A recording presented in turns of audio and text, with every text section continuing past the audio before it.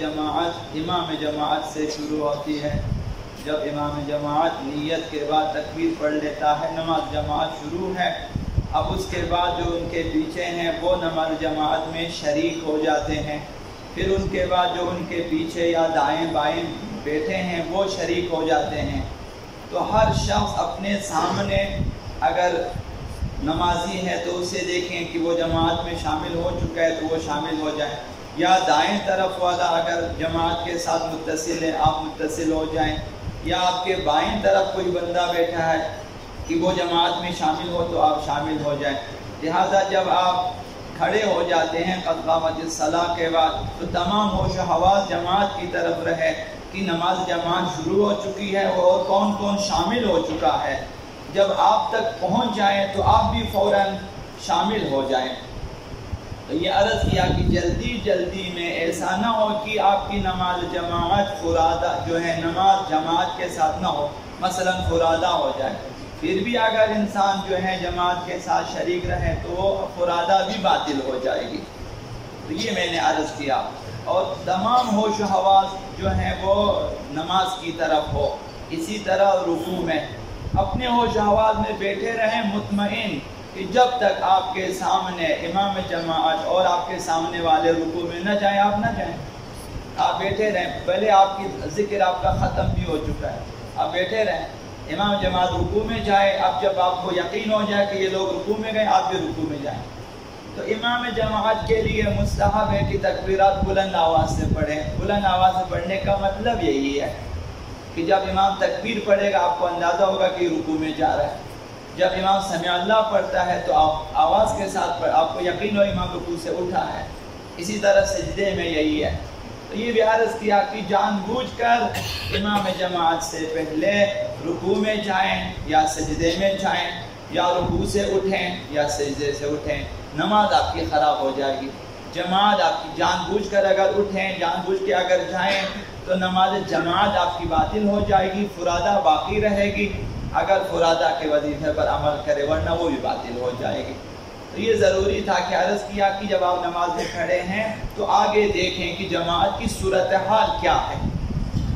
تو یہ عرض کیا ایک مسئلہ خمس کے بارے میں عرض کروں گا۔ تو جیسا کہ آپ کے علم میں ہے کہ ہماری نماز وہ فروع دین میں وہ اہم ترین فرع ہے کہ ان قبلت قبل ما سواہا، کہ اگر یہ قبول ہو جائے گی باقی اعمال قبول ہو سکتے ہیں۔ وَإِن رُدَّتْ رُدَّ مَا سِوَاهَا، یہی نماز اگر رد ہو گئی قیامت کے دن، جانچ پڑتال والے فرشتوں نے دیکھ لیا کہ نہ تمہاری نماز ٹھیک نہیں ہے، باقی اعمال آپ لاکھوں کے حساب سے پیش کریں وہ کبھی نہیں دیکھیں گے، ان کی جانچ پڑتال نہیں کریں گے۔ اول نماز ہے، اول نماز ہے، روز محشر کی جان گداز بود اولین پرسش از نماز بود، اولین پرسش نماز ہے۔ قیامت کے دن سب سے پہلے نماز کے بارے میں پوچھا جائے گا۔ یہ نماز آپ کا شناختی کارڈ ہے، یہی نماز آپ کا پاسپورٹ ہے، یہی نماز آپ کا ویزا ہے، اس کے بغیر آگے گنجائش نہیں ہے، جیسا احادیث اہل بیت اور آیات قرآن اور فقہا کے بیان سے سمجھ میں آتا ہے وہ یہی ہے۔ لہذا اس نماز کی طرف بھرپور توجہ دیں، ٹھیک ہونا چاہیے اسے۔ اگر ہم لوگ صرف جو ہیں جماعت میں بیان کرنے والے چند مسئلوں پر اکتفا کریں گے کبھی بھی ہم لوگ نہیں سیکھ سکیں گے۔ مسائل اس قدر زیادہ ہیں کہ ایک امام جماعت یا ایک خطیب بیان نہیں کر سکتا، ہر ایک پر واجب شرعی ہے، واجب عینی ہے، فرض شرعی ہے کہ ہر شخص اپنے مورد ابتلا مسائل کو سیکھیں، اور جس سے سیکھنا چاہے آپ سیکھیں، آپ خود سیکھ سکتے ہیں خود سیکھیں، کسی سے سیکھنا چاہے جائیں اس کے پاس، آپ بھلے 80 سال کے ہوں آپ زانو یہ تلمذ طے کریں کسی کے پاس جا کر سیکھیں، یہ وظیفہ یہ شرعی ہے۔ آپ خود جب آپ گھر جائیں، جب آپ خلوت میں بیٹھیں، آپ خود سوچیں کہ قیامت کے لیے اگر پوچھا میں کیا جواب دوں گا۔ اگر کوئی قرآن و سنت کے مطابق آپ کے پاس عذر شرعی ہے تو ٹھیک ہے آپ بچیں گے، ورنہ پھر قیامت کے دن کوئی گنجائش نہیں ہے کہ ہم بچ سکیں۔ نماز وہ چیز ہے، تو لہٰذا نماز کی طرف توجہ دینی چاہیے کہ تفصیل میں حضرت آقا امام جعفر صادق علیہ السلام نے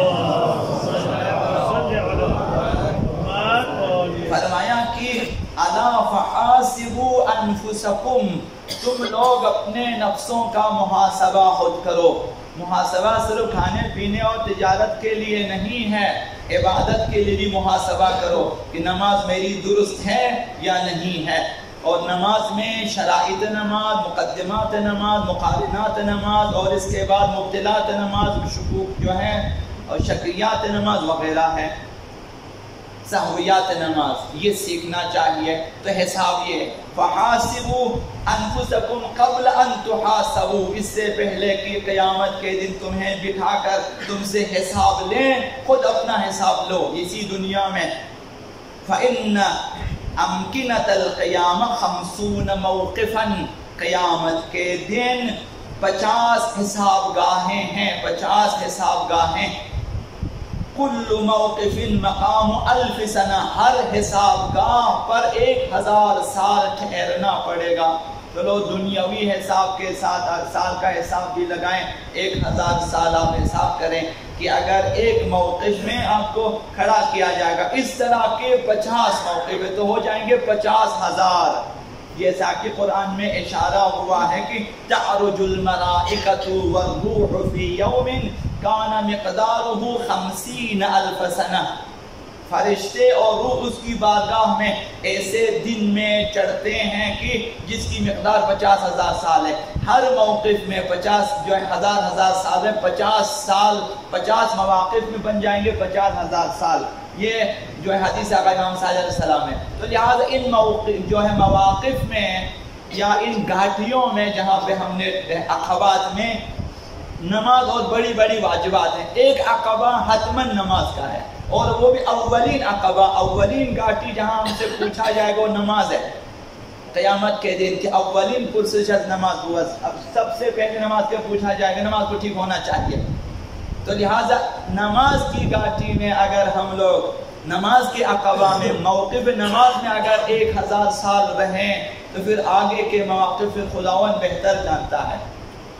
तो लिहाजा बेहतर ये है कि हम में से हर एक अपने वाजिब शरई को सीखें और ख़ुद उस पर अमल करें। अगर किसी की समझ में कुछ न आए तो अपने अपने नज़दीक जो उलमा हैं आप उनसे पूछें, अगर फिर भी आपको शक रहा दूसरे से भी पूछें। आप ऑनलाइन भी फ़ुक़हाए इज़ाम के दफ़ातिर में राबिता कर सकते हैं अपने जो है मसाइल शरइया के सिलसिले में, हत्ता कि आप अपने मशवरे के लिए भी उनसे राबिता कर सकते हैं अपने घरेलू उमूर में कि ये मसला है हमारे घर में, हमारे लिए क्या मशवरा है। बेहतरीन मशवरे देंगे कुरान और सुन्नत के मुताबिक।